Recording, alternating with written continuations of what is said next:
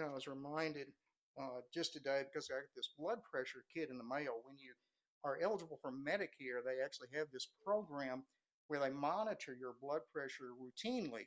And you're supposed to take your blood pressure at home, and this kit electronically sends in the information to some center that uses AI to analyze it.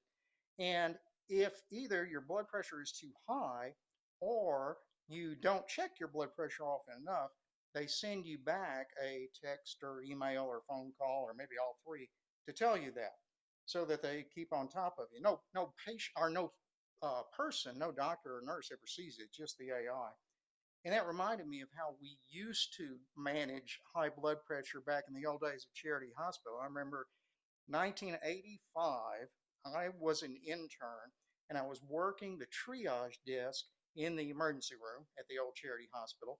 And the way it was set up then, the triage desk was kind of out in front where the waiting area was, but all the treatment actually went on behind the door of the triage desk, so in the back kind of. And one really busy day, I mean, we're always busy, but this was particularly busy that day. And the charge resident comes out to me at the desk and says, listen, we don't have any more room, period, back here. Every gurney's full, every ventilator's occupied. There's physically no more room for another person back here. So you can't let anybody get past here to get back in the back unless they are actually coding, meaning they're actually arresting or their heart stopped beating or they stopped breathing. That was the only way. Those were the only people who are going to get treatment that day at Charity Hospital. So I said, well, okay. And, I'm pretty nervous now. And the nurse comes up to me with the next patient chart. And turns out this guy has a blood pressure of about 260 over 190 or something. In other words, high enough to be about in the level where you might have a stroke and die.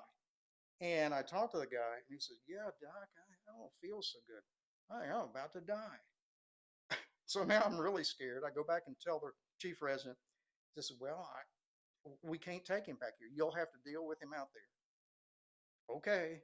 So I go back out front and I get a chair and I set it up on a wall that is opposite me at my little desk where I can see him, sit him in the chair and tell him, don't move, start an IV.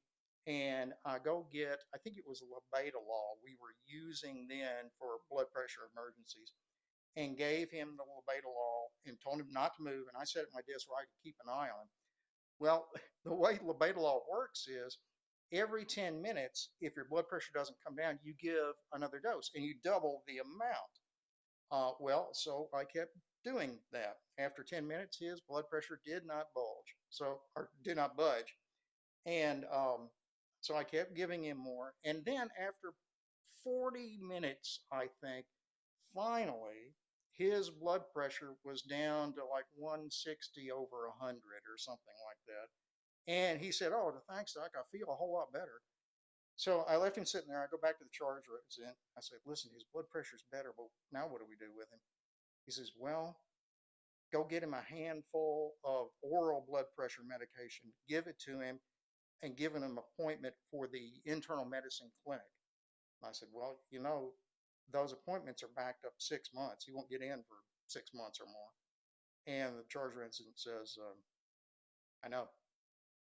Then he looks at me again. He can tell I'm pretty scared. He says, you did a good job out there. I said, oh, well, okay, thank you. So I get the medications off the shelf. In those days, we got lots of free samples. So I picked up whatever drug for blood pressure I picked up. Walked back at the front, gave him a bunch of them. He didn't have sacks or anything. I just gave him like the little boxes that had the medicine in them. And he took them, and I took his IV out, and he got up and said, oh, thanks, doc. And I said, what'll happen here is the clinic will call you to give you your appointment. He says, well, doc, I ain't got no phone, but that's okay. I feel a lot better now. And then he turned around and walked out. And that's how we managed blood pressure at Charity Hospital in the old days.